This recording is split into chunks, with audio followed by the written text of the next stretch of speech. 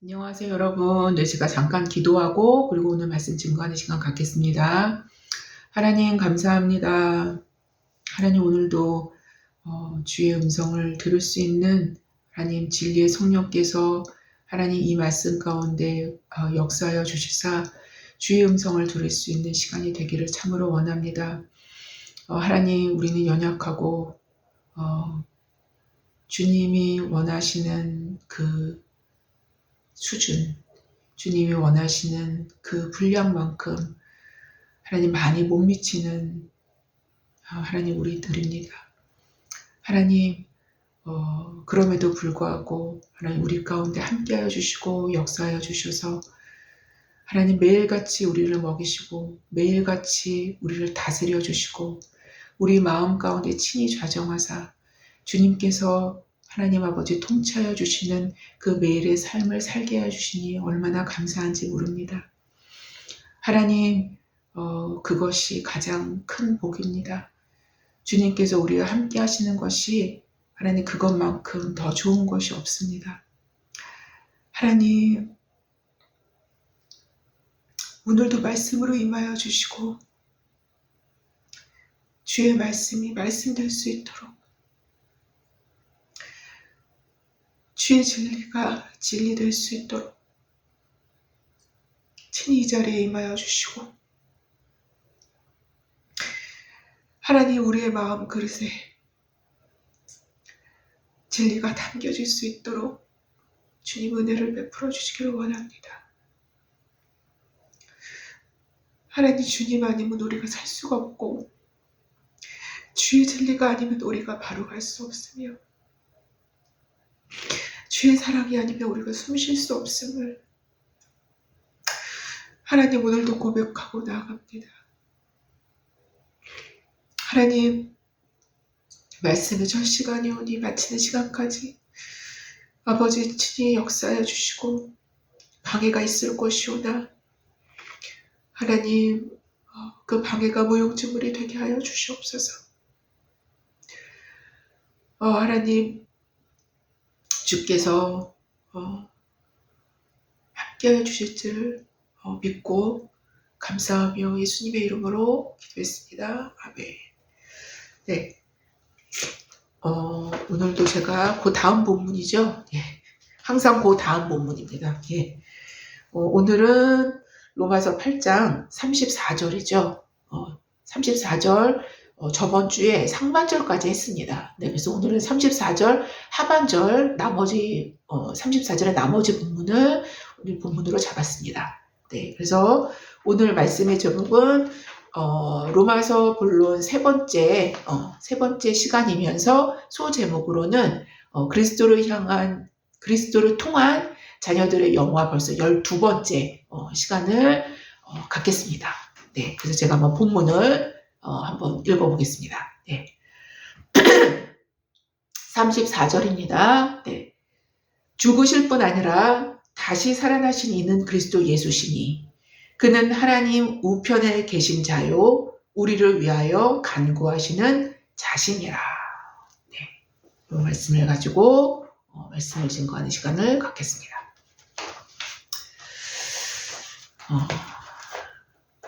나이트 씨는 대양을 향해 가는 커다란 여객선의 밑바닥에 내려가 볼 기회가 있었다고 합니다. 그는 그곳에서 이상하게 생긴 장치를 발견하고는 안내자에게 물었어요. 이게 도대체 이게 무엇입니까? 라고 이제 물어봤습니다. 안내자는 말하기를 이것은 배의 자이로스코프라는 것입니다. 배의 자이로스코프라는 것입니다. 파도가 심할 때 배가 평형을 유지하도록 도와주는 장치죠. 산더미 같은 거대한 파도 속에서도 배가 안정되고 평형을 유지할 수 있는 것은 바로 이 장치 때문이죠. 라고 대답을 했다고 합니다. 성령님도 바로 이 자이로스코프와 같은 분이십니다. 우리의 삶이 폭풍 속으로 휘말린다 해도 사탄의 공격이 제 아무리 강하다 해도 또 슬픔과 고통, 유혹, 시험이 아무리 많이 밀려온다 할지라도 성령께서 우리 안에서 그분의 통치력을 발휘하시면, 그분의 통치력이 발휘하시면입니다. 예, 그분의 통치력이 발휘하신다면 우리는 평형을 지킬 수 있으며 완전한 평화를 누릴 수 있는 것이라고 바로 W.B. 나이트라는 분이 이렇게 기록을 하고 있습니다. 예. 사실 여러분, 우리를 안전하게 지키시고 계신다라는 하나님의 보호하심의 내적 증거는 바로 우리 마음의 평화와 평정으로 증거가 됩니다. 예. 아무리 강한 사탄의 공격과 시험들이 몰아쳐도 우리의 내면에 이러한 하나님의 보호하심의 증거가 확실하게 보여진다면 우리는 능히 모든 공격을 어렵지 않게 견딜 수 있게 되기 마련이기 때문입니다. 그러나 만약 반대로 우리의 삶에 물질적으로 어떤 부족함도 없고 어떤 심각한 문제도 발생하지 않았음에도 불구하고, 물질적으로 어떤 부족함도 없고 또 어떤 심각한 문제도 발생하지 않았음에도 불구하고 그 내면에 평화와 평정을 찾지 못하고 있다라면, 그 내면에 평화와 평정을 찾지 못하고 있다라면 그에게는 삶의 모든 부분이 고통과 힘듦과 불안과 공포로 변할 수밖에 없다라는 것은 분명하지 않습니까? 오히려 돈과 출세가 죄송합니다. 모든 것을 갖고 있는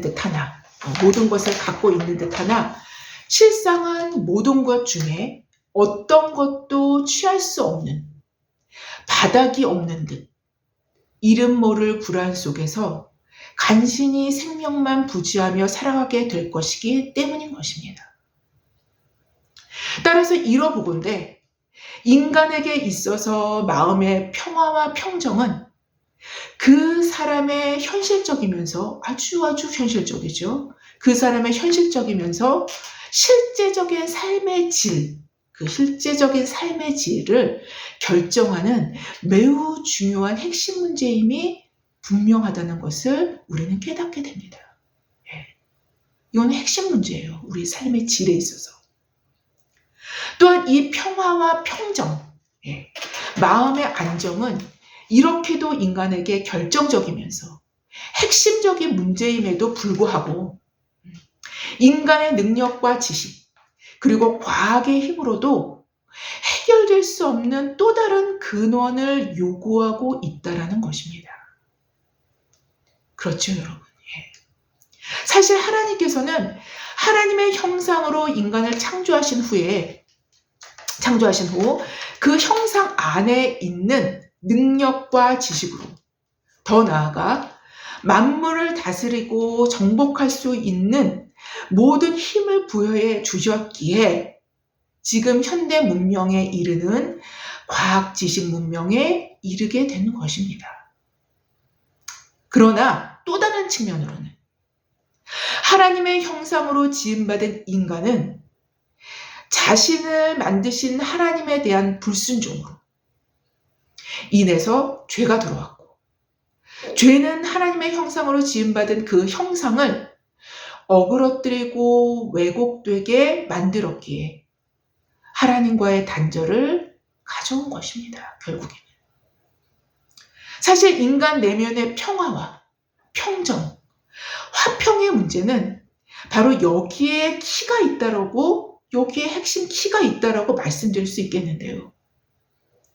인간에게 있어서 자신의 실존에서부터 고대하는 그 본연의 평화는 하나님과의 진정한 관계 회복에 의해서만 주어지게 되기 때문인 것입니다.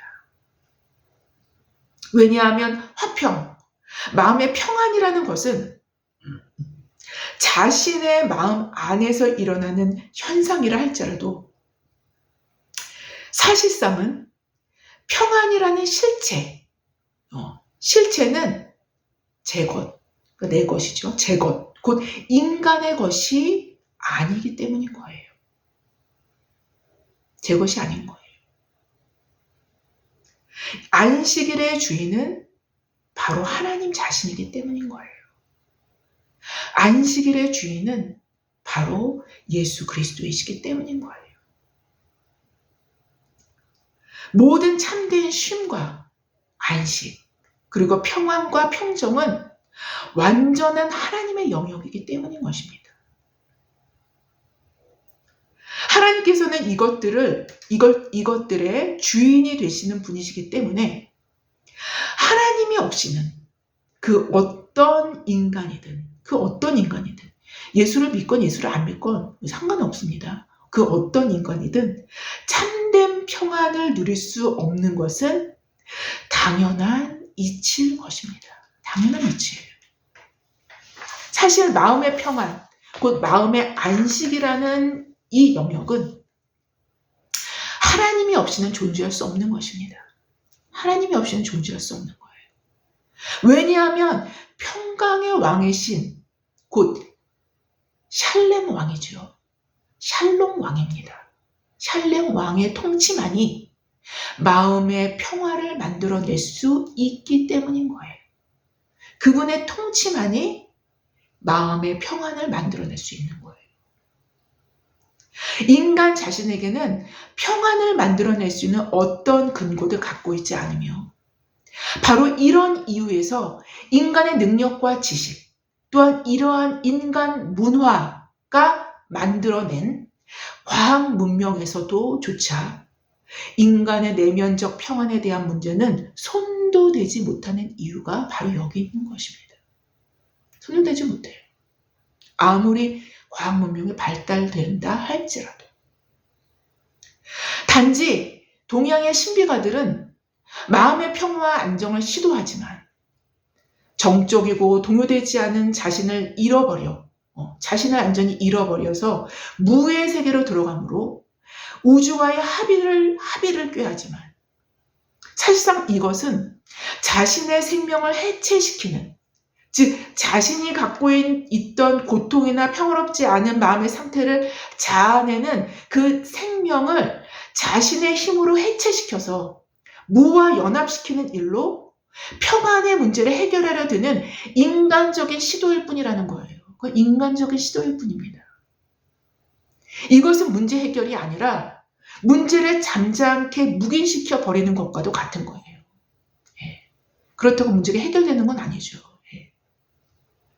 마음의 평화는 인간의 어떠한 방법으로든 사실상은 불가능합니다. 인간에게는 마음의 평안을 만들어낼 수 있는 어떤 능력도 존재할 수 없어요. 존재하지 않습니다. 문제는 잠시 동안 잠잠케 한다고 문제를 해결하는 것은 결코 아니기 때문이며 여전히 문제는 문제로 남아있지만 애써 문제화시키려 하지 않으려 하기 때문에 묻혀있는 문제로 남아있을 뿐이라는 것이죠. 이것이 바로 인간에게 남겨진 오래된 해결되지 않은 문제인 마음의 평화에 관한 문제인 것입니다. 이것이. 그런데요, 여러분, 이렇게 인간에게 정말 밀착되어 있는 문제죠. 그렇죠, 여러분? 인간에게 밀착되어 있는, 그리고 아주 현실적인 문제임에도 사람들은 마음의 평화를 위해 돈을 열심히 벌어들이거나 출세를 하려고 전전긍긍하는 것에 마음을 쏟지 하나님을 찾으려 하지는 사실상 않는다는 것입니다. 예수 그리스도를 믿는다고 생각하는 사람들조차도 말입니다. 이것이 참으로 이상하면서도 이상한 일인 것입니다. 참으로 이상하면서도 이상한 일이에요. 오히려 돈과 출세가 마음의 평안을 깨트리는 주요 원인으로 작용한다는 것을 우리 이성은 모르는 바가 아니에요. 우리 이성은 모르는 바가 아니면서 또 그렇게 끌려갑니다. 예, 돈을 벌어야지, 출세를 해야지, 그러다 안정적인 삶을 누리면은 우리가 평안할 거 아니야? 라는 것에 막연히 이끌려가는 거예요. 여하튼 마음의 평안은 안식일의 주인으로부터 임하며 이 주인의 실제적이면서 아주 현실적인 통치에 의해서만 확보되어질 수 있는 것이 바로 마음의 평안입니다. 여기서 덧붙일 수 있는 말은 바로 안식일의 주인 되신 그리스도께로부터 임하는 마음의 평안이 하나님의 보호하심, 곧 하나님의 미리 아심받은 자들을 보호하는 강력한 내적 보호막이 되어진다라는 것입니다. 강력한 내적 보호막이 되어집니다. 이 강력한 내적 보호막은 어떠한 환난이나 곤고나 적신이나 위험이나 칼에서부터도 성도를 보호함으로 이것으로 하나님의 사랑을 현실적으로 실감할 수 있게 하는 강력한 방어무기 역할을 하게 합니다. 이게 강력한 방어무기 역할을 하게 합니다. 확신할 수 있는 것은 하나님께서 미리 아신 자들, 곧 미리 사랑하신 자들, 미리 예정하신 자들은 그의 아들의 형상을 본받게 하시기 위한 목적을 이루게 하시려고 아들이 살았던 삶의 방식대로 이끌려가는, 곧 자기 십자가를 지고 그리스도를 따르는 제자의 삶을 살아갈 때 반드시 이 강력한 내적 보호막인 마음의 평안을 주신다라는 것입니다. 반드시 이걸 주셔요. 너무 놀랍지 않습니까, 여러분? 반드시 이거를 주셔서 보호하십니다. 그 자녀들을. 왜냐하면 그리스도를 따르는 그 길은 그것 자체가 그리스도의 통치 아래의 삶을 살아가게 되기에 평강의 왕이신 살렘 왕이신 그리스도의 통치로 인하여 마음의 평강은 그에 따른 결과물로 주어질 수밖에 없기 때문인 것입니다. 그래서 여러분, 막 폭풍이 치고 파도가 밀려온다 할지라도요, 그 내면에는 이상한 마음에 고여있는 평안이 있어요. 마음에 깊이 고여있는 평안이 있습니다. 이거를 주셔요, 하나님께서. 거친 파도 위를 향해 가는 선박에서 자이로스코프의 위력을 더 실감할 수 있듯이 우리의 험난한 삶의 파도 위에서 오히려 우리는 그리스도의 통치를 더 뚜렷이 확인할 수 있게 되는 것은 바로 이 파도의 험난함 속에서도 마음의 평화를 속 깊이 누릴 수 있는 바로 그 이유 때문인 것입니다. 이것이 그 뜻대로 부르심을 받은 미리 예정하신 자들이 누릴 수 있는 하나님의 보호하심, 바로 그것이라고 말씀드릴 수 있겠습니다. 사도는 지금까지 아들의 형상을 본받게 하시기 위한 예정의 목적대로 자기를 부인하고 자기 십자가를 지고 그리스도를 따르는 자들을 대적할 자가 없고 그들을 고발할 자도 없으며 그 누구도 정죄할 수 없음을 이야기해 온 것입니다. 지금까지 맥락을 본다면, 왜냐하면 하나님은 바로 이들의 하나님으로서 이들을 위하시는 분이시기 때문이며 자기의 아들까지 내어주신 하나님이시기 때문에 당연히 아들과 함께 모든 것을 주실 수 있으신 하나님이심을 증언해 왔습니다. 따라서 어떤 존재, 어떤 능력과 권세를 갖고 있는 존재든지 간에 하나님께서 택하신 자들을 고발할 수 없다라는 것입니다.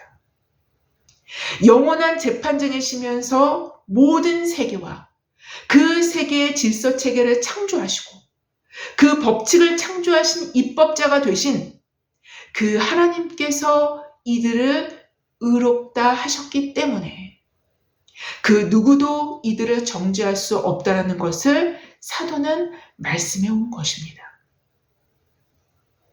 곧 성도의 안전과 보호는 그들 자신의 어떠함에 있는 것이 아니라 아들의 형상을 본받게 하시기 위해 성도의 삶을 이끄시는 하나님께 있음도 말씀하시고 계신 것이기도 합니다. 그리고 오늘 제가 설교를 시작할 때부터 말씀드린 것은 바로 이러한 맥락의 하나님의 보호하심은 성도의 내면적 보호로부터 뚜렷하게 증거될 수 있겠는데요.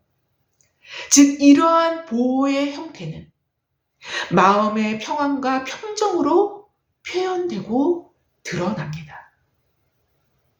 평안 곧 마음의 평안은 인간 스스로의 능력이나 성숙함으로는 인간 스스로의 어떠한 능력이나 인간 스스로의 어떠한 성숙함으로는 결코 만들어질 수 없는 것으로 결코 만들어질 수 없는 거예요.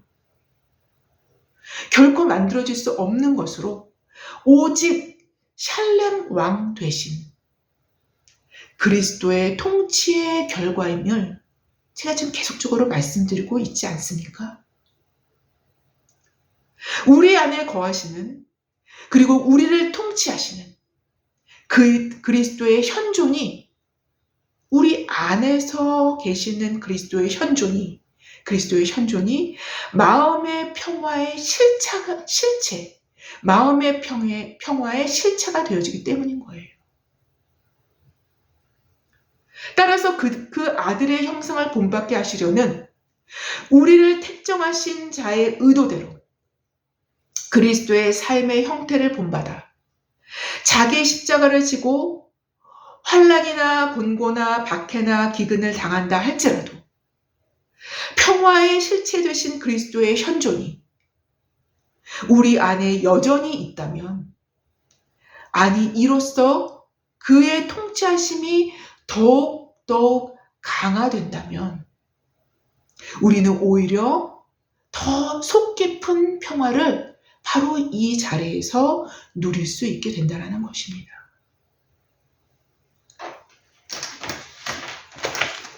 이것이 하나님을 사랑하는 자, 곧 그 뜻대로 부르심을 입은 자의 삶의 비밀인 것입니다. 이것이 그 아들의 형상을 본받게 하시기 위해서 예정하신 자들, 곧 그 미리 아신 자들, 미리 사랑하신 자들에게 부여되는 숨겨진 안전장치인 것입니다.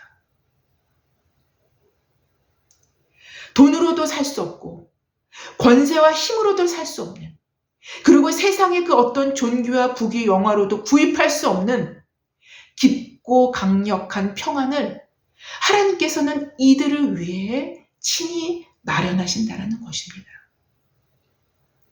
이것이 하나님의 보호하심의 내적 측면이라 할 수 있으면서도 아들의 형상을 본받기 위해서 준비된 길인 십자가의 길을 걸어갈 때 없어서는 안 될 반드시 필요한 요소가 되어지는 것입니다. 그런데 여러분, 오늘 본문인 로마서 8장 34절 중반절에는 바로 거룩하신 하나님께서 우리를 위해서 숨겨진 안전장치뿐만 아니라 완전한 보호하심으로 이끌 수 있었던 그 근거, 그 원래적인 그 근거를 사도는 다시 한번 리마인드 시켜주죠. 그렇죠? 다시 한번 리마인드 시킬 수 있도록 기록을 하고 있습니다. 제가 지금 방금 여러분께 거룩하신 하나님이라는 표현으로 말씀드렸는데요. 하나님의 거룩성은 죄를 용납할 수 없는, 한오라기의 죄라 할지라도 결코 받아들여질 수 없는 완전성, 그러한 하나님의 성품을 표현하고 있는 것이 바로 거룩하신 하나님입니다. 좀 더 이해를 돕기 위해서 설명하기는 좀 이렇게 쉽지는 않지만 하나님의 거룩성은 설명하기 그렇게 쉽지 않아요. 굉장히 개념 자체가 어렵습니다. 예.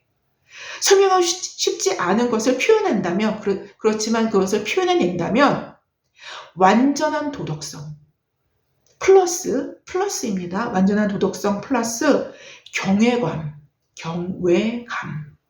이라고 설명드릴 수 있을까 싶습니다. 예. 루돌프 오토라는 분의 그의 책에서는 거룩성의 개념이라는 그의 책에서는 그는 이렇게 표현을 해요. 거룩에 대해서 압도적인 신비 혹은 이해되거나 대면할 수 없는 전적 타자가 가지는 두렵지만 매혹적인 신비 앞에 선 인간의 외경심, 인간의 외경, 경외심을 표현한다 라고 그분은 기록을 합니다. 또한 곤잘레스는 그의 책에서 이렇게 표현하고 있어요. 예. 거룩성에 대해서 표현을요.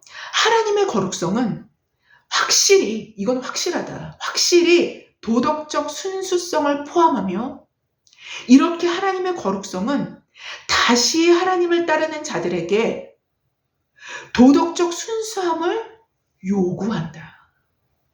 하나님의 거룩성은 하나님 자신의 도덕적 순수함을 포함한다 뿐만 아니라 거기에서 더해서 하나님을 따르는 자들에게 이 거룩한 순수한 이 거룩성을, 순수한 이 도덕성을 요구한다라는 겁니다. 예. 요구해낸다라는 거예요. 이게 바로 하나님의 거룩성입니다. 바로 이런 이유에서 부패한 본성을 갖고 있는 인간은 하나님을 볼 수도 없고 본다 할지라도 누구도 살아남을 수 없는 것입니다. 바로 이런 이유에서. 이것이 바로 하나님의 거룩성입니다. 자, 그런데 지금 어떻게 된 것입니까? 지금 어떻게 된 거예요? 지금 우리 본문에서는, 로마서 본문에서 뭘 얘기하고 있는 거예요? 어떻게 된 것입니까? 아들의 형상을 본받게 하시기 위한 목적으로 그의 뜻 안에서 예정하신 자들, 부르신 자들, 의롭다 하신 자들, 영화롭게 하신 자들, 이들은 하나님의 보좌 앞에 담대히 나아갈 수 있게 된 것입니다. 바로 이 거룩하신 하나님 앞에. 여전히 그 본성적으로는 육신의 부패한 본성이 자리 잡고 있는 자들임에도 어떻게 이런 일이 벌어질 수 있겠느냐는 것입니다. 아니야. 이거는 구약의 하나님이고 이거는 신약의 하나님이야. 이건 이단입니다, 여러분. 그게 아닙니다. 게다가 하나님은 이들을 특별히 위하셔서 이들을 특별하게 위하셔서 고소할 수도 없고 정죄할 수도 없게 완전한 보호로 이들을 변호하시고 계신다라는 것이 지금까지의 사도의 증언이었어요. 예. 여기에 더하여 안식일의 주인 되신 예수께서 친히 이들의 내면적 평안의 실체가 되시사 이들 안에서 통치하시며 아예 그들 안에 들어오셔서 현존하고 계시지 않습니까? 이거 어떻게 된 노릇입니까? 네. 바로 사도는 왜 이런 일이 가능할 수 있었는지 이러한 하나님의 보호하심의 근거, 그 원래적인 근거를 오늘 본문인 로마서 8장 34절에서 리마인드 시켜주고 있는 거예요.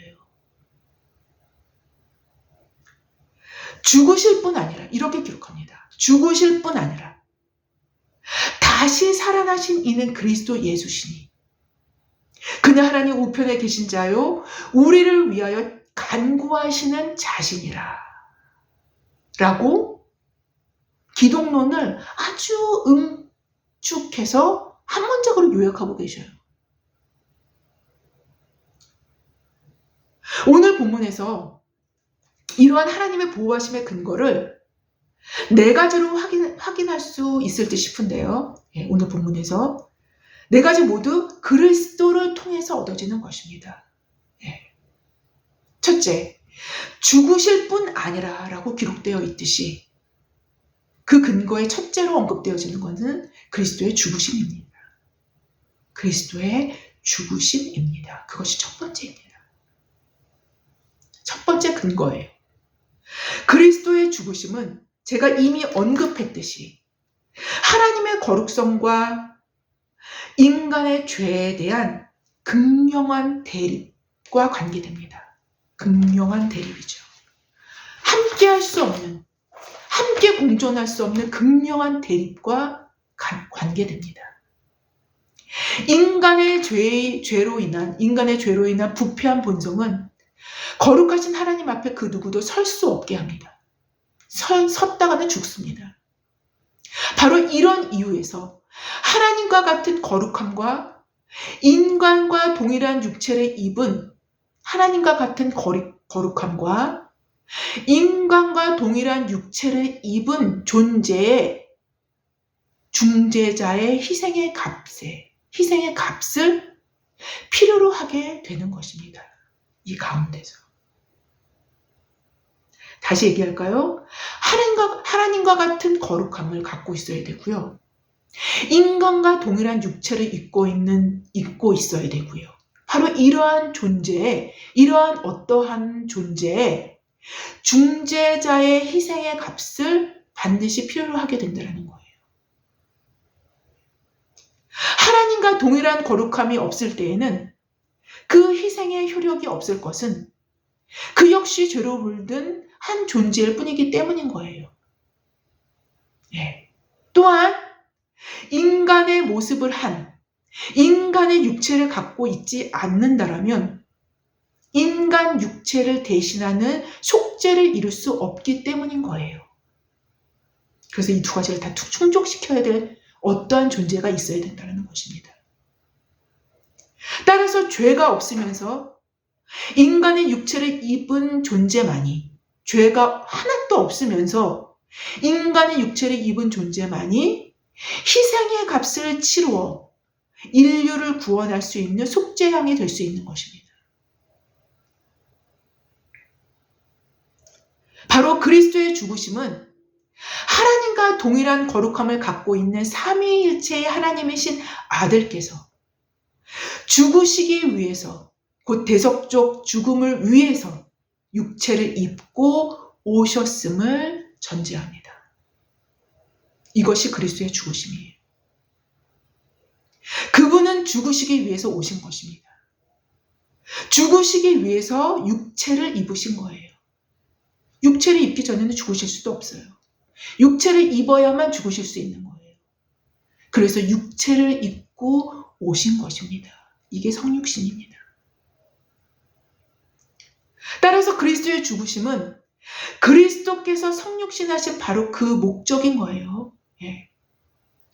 왜냐하면 그의 죽으심으로 하나님께로 나아갈 수 없게 했던 인간의 모든 죄를 완전히 그리고 단번에 해결하실 수 있는 유일한 방법이 바로 그분이 그렇게 태어나셔서 그렇게 죽으셔야 하는 방법 외에는 없기 때문이었던 거예요. 그러니까 인간의 구원을 위해서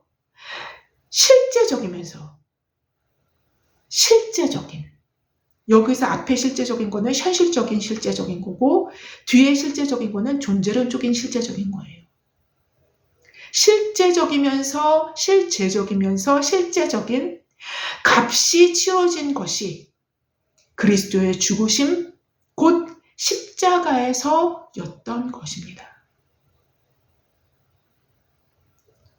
이러한 그리스도의 죽으심으로 인한 실제적이면서 실제적인 값이 치루어지지 않았더라면 우리는 여전히 자기 죄로 죽을 수밖에 없는 영원한 절망에서 벗어날 수 없었을 것입니다. 사실상 하나님과의 관계를 철저히 봉쇄하고 있었던 그 죄가 하나님을 본 자는 죽음을 면할 수 없게 했던 그 인간의 내면의 죄가 그 값이 온전히 지불되어 하나님과 화평의 관계로 나아갈 수 있게 된 시점은 바로 그 시점은 곧 그리스도의 죽으심에 있었던 것입니다.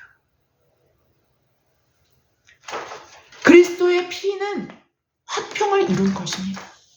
왜냐하면 그의 피로 악이 제거되었기 때문인 것입니다.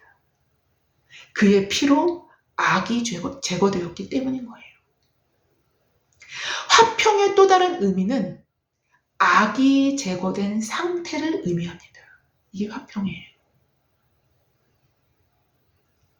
에베소서 3장 13절 이하에 이제는 전에 멀리 있던 너희가 예수 그리스도 안에서 그리스도의 피로 가까워졌느니라. 그는 우리의 화평이신지라. 둘로 하나를 만드사 원수된 것 곧 중간에 막힌 담을 자기 육체로 하시고, 자기의 육체로 하신 거예요. 자기의 육체로 하시고라고 기록합니다. 바로 그리스도의 죽으심은 하나님과 원수된 것, 곧 중간에 막힌 담을 그리스도 자신의 육체의 죽으심으로 완전히 헐어버리신 것입니다.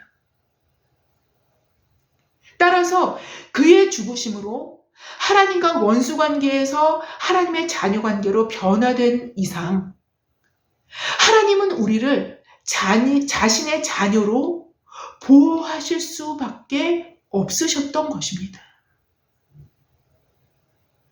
그래서 보호하심의 그 근원에는 바로 그리스도의 죽으심이 있는 거예요. 이런 이유로 아들의 죽으심은 하나님의 보호하심의 제1 근거가 됩니다. 제1 근거가 돼요. 제1 근거가 됩니다. 사도는 오늘 본문인 로마서 8장 34절 중반절을 이렇게 이어갑니다. 죽으실 뿐 아니라 여기까지는 됐습니다. 그 다음에 다시 살아나신 이는 그리스도 예수시니 라고 기록합니다. 그리스도의 다시 살아나심은 그리스도의 십자가의 사건을 견고하게 승인합니다. 그가 다시 살아났다라는 것은 하나님께서 다시 살리셨다라는 것인데, 하나님께서 다시 살리셨다라는 것은 그의 죽으심이 그 자신의 죄로 인한, 그러니까 유대인들이 신성모독죄로 죽였지 않습니까? 예. 그 자신의 죄로 인한 신성모독의 죽음이거나, 예. 그런 신성모독 때문에 죽은 바 된 그런 죽음이거나, 그 자신의 어떤 불의함의 결과로 주어진 것이 아니라는 것을 보여주는 거예요. 오히려 예수 그리스도가 공생의 기간 동안 스스로를 증거하여 말한, 그리고 자신이 하나님의 아들이며 유대인의 왕임을 말한 그 불경건스럽고 신성모독적인 말들이 오히려 참되다라는 사실을 하나님께서 스스로 입증해 주신 거예요. 그 사건이 바로 부활 사건입니다. 유대인들은 이러한 사실을 죽일 수밖에 없는 요인으로 보았지만, 이러한 사실을 어떠한 사실이요? 신성모독적인 그런 모든 것, 예. 이러한 사실을 죽일 수밖에 없는 요인으로 보았지만, 하나님은 역으로 다시 그를 살리셔서 예수 그리스도의 실체를 입증해 주신 거예요. 예. 그는 왕이 맞아. 그는 내 아들이 진짜로 맞아. 라는 거를 부활로 입증해 주신 것입니다. 그는 진짜 내 아들이라는 것입니다. 그리고 그에게는 너희가 생각했던 것과 같은 불의함도 불법도 전혀 없음을 선포하신 셈이 된 사건이 바로 부활 사건인 것입니다. 이런 이유에서 부활 사건은 자격 미달인 죄인 된 인간이 죽은 단순한 죽음이 아니라 하나님의 아들의 죽음이었다라는 거예요. 하나님의 아들의 죽음.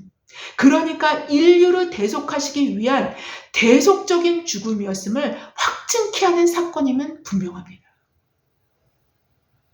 부활은 곧 그리스도의 십자가에 죽은 자가, 그 십자가의 부활은, 다시 말씀드리겠습니다. 죄송합니다. 부활은 곧 그 십자가에 죽은 자가 하나님의 아들이었음을 확증하고 견고케 합니다. 게다가 그리스도는 죽음을 통해서 죽음을 정복하시어 넘치는 생명으로 죽음을 죽이신 것입니다. 넘치는 생명으로 죽음을 죽이신 거예요. 죽음의 권세를 죽음에 친히 들어가셔서 그 권세를 꺾으시고 죽음에서 완전히 벗어나 부활하신 것입니다. 따라서 아들의 형상을 본받기 위해서 택정함을 입은 자들을 고소하고 정죄하는 모든 어두운 세력들과 이 세력들의 힘의 방향을 타는 부정적인 양심이나 율법의 고소와 정죄들로부터도 우리는 하나님의 보호하심을 누릴 수 있게 된다는 것입니다. 사실 이 부분에서도 우리는 많은 이야기들을 할 수 있겠지만 여하튼 결과적으로 하나님의 보호하심은 우리로 아들의 형상을 본받게 하는 십자가의 길을 올곧게 걸어가게 하는 결과를 낳게 합니다. 결국 그리스도의 다시 살아나심도 하나님의 보호하심의 근거로 연결됨을 보게 됩니다. 본문 로마서 8장 34절은 또 다시 죽으실 뿐 아니라 다시 살아나신 이는 그리스도 예수시니 라고 이제 연결되면서 또 이어집니다. 그는 하나님 우편에 계신 자요, 우리를 위하여 간구하시는 자신이라 라고 매듭을 짓습니다. 세 번째 근거가 나오죠. 그래서 세 번째 근거는 그는 하나님 우편에 계신 자유라고 기록한 부분에 있는데요. 곧 그리스도의 죽으심, 그의 부활 이후 승천을 다루는 것이라고 볼 수 있습니다. 승천. 그리스도는 십자가의 못자국과 창에 찔린 옆구리의 상처를 온전히 갖고 계신 채 부활하셨고, 그 십자가의 흔적을 온전히 갖고 계신 채 그 지닌 그 몸으로 승천하신 것입니다. 바로 이러한 몸으로 하나님 우편에 앉아 계신 것입니다. 하나님의 우편에 앉아 계신다라는 것은, 하나님 우편에 앉아 계신다라는 것은 하나님으로부터 부여받은 그의 주권과 그의 통치권을 의미합니다. 완전한 주권과 완전한 통치권입니다. 바로 사도는 하늘과 땅의 주권자이자 통치자로서의 그리스도를 말씀하시고 계신 것이며, 이 막강한 권세 앞에서 그를 당해낼 자는 있을 수 없음을 언급하고 계신 거예요. 이러한 그리스도로부터 우리는 보호를 받는 것이기에, 이러한 엄청난 주권과 통치를 갖고 계시는 이분으로부터 받는 보호를 우리는 받고 있는 것이기에 그의 보호하심은 완전하다라고 말할 수 있을 것입니다. 그래서 우리의 보호하심의 근거가 되는 거예요. 세 번째 근거. 존 머리는 그의 주석에서 이렇게 써내려고 합니다. 사도는 승천한 상태에서 지닌 영광, 권위, 그리고 통치에 호소하는데, 이것은 하나님의 택하심을 받은 자들이 안전하다는 확신과 직결된다. 그리스도께서 하늘과 땅의 모든 권세를 소유하시고 계시는 만큼 어떠한 어려운 환경이나 적대의 세력도 그리스도의 손에서 그의 백성을 떼어내거나 그의 사랑에서 그들을 분리시키지 못한다라는 것입니다. 이것이 바로 하나님의 보호하심의 제3 근거라고, 제3 번째 근거라고 할 수 있다라면, 마지막 네 번째 근거는 본문 로마서 8장 34절의 맨 끄트머리에 나오죠. 그렇죠? 우리를 위하여 친히 간구하시는 자신이라 라고 바로 이 부분에서 찾아볼 수 있습니다. 즉, 이러한 막강한 권세로 하나님 우편에서 지금도 살아계신 그리스도께서 바로 그 자리에서 우리를 위하여 친히 중보하시는 그 중보 기도가 네 번째 근거라는 것입니다. 우리의 보호하심의 네 번째 근거라는 것이죠. 우리를 위하여 몸짓고 피 흘리신 그 고통의 경험을 생생하게 자기의 몸에 간직하신 채, 게다가 의인의 기도는 역사하는 힘이 크다는데 그리스도는 의인들의 의 자체가 되신 그러한 분이 우리를 위해 친히 간구하시니 그 위력이 어떠하겠습니까? 그 중보의 위력이 어떠하겠습니까? 바로 이러한 강력한 위력을 지닌 그리스도의 중보를 통해 성도들은 언제나 보호되어지고 있다는 것입니다.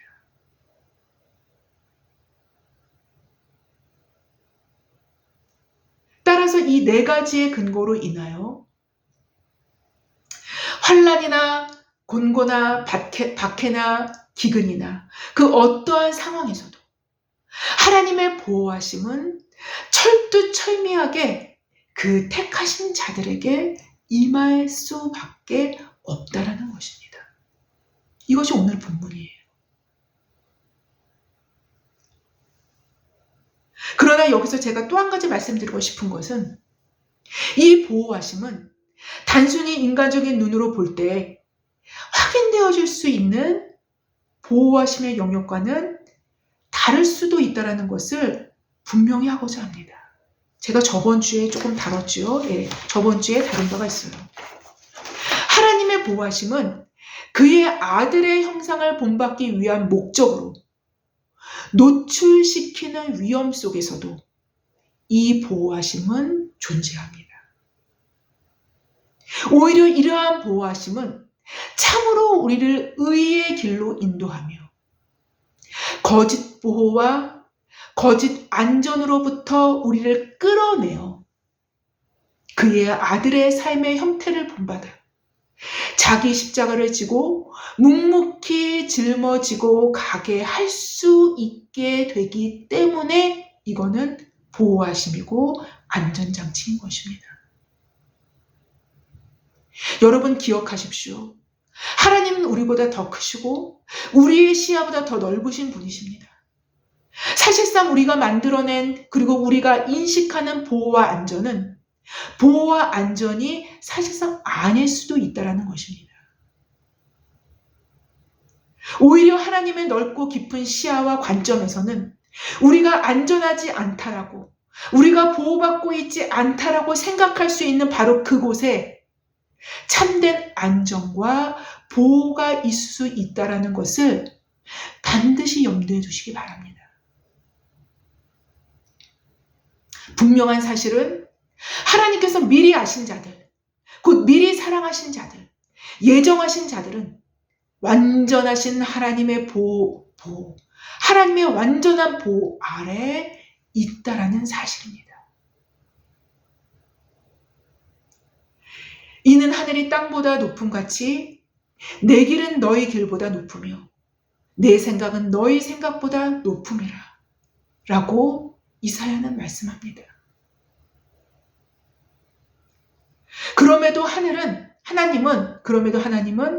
높고 거친 파도 속에서도 평정과 안정을 가져다 주는 자이로스코프와 같이 우리 인생의 거친 바다의 평강의 왕으로 임하사 평강의 실체로 다스리시는 그분의 통치하심을 기꺼이 맛보게 하시는 그 하나님의 사랑을 경험론적으로 알아가는 저와 여러분 모두가 되어지기를 바랍니다. 이로써 세상이 주는 것과 다른 참으로 환경을 뛰어넘어 우리에게 임하는 하늘의 평강이 그 아들의 형상을 본받기 위하여 택정하신 자들이 걸어가야 할 십자가의 도상에서 큰 힘과 위로가 되는 하늘의 자이로스코프가 우리 모두에게 언제나 함께하는 그러한 저와 여러분의 삶이 되어지기를 주님의 이름으로 기도합니다. 제가 기도하고 마치겠습니다. 하나님 감사합니다. 주님은 샬렘 왕이십니다. 의의 왕이며 샬렘 왕이십니다. 하나님, 그 하나님께서 우리 가운데 현존하시니 감사하고 하나님 그것으로 말미암아 우리의 모든 환난과 풍파 속에서도 평정을 유지할 수 있는 자이로스코프가 되시는 그리스도께서 우리를 항상 보호하시니 너무나도 감사드립니다. 이러한 하나님의 보호하심이 우리의 평생을 이끌 수 있도록 우리와 함께하여 주시기를 기도하며 예수님의 이름으로 기도했습니다. 아멘. 감사합니다.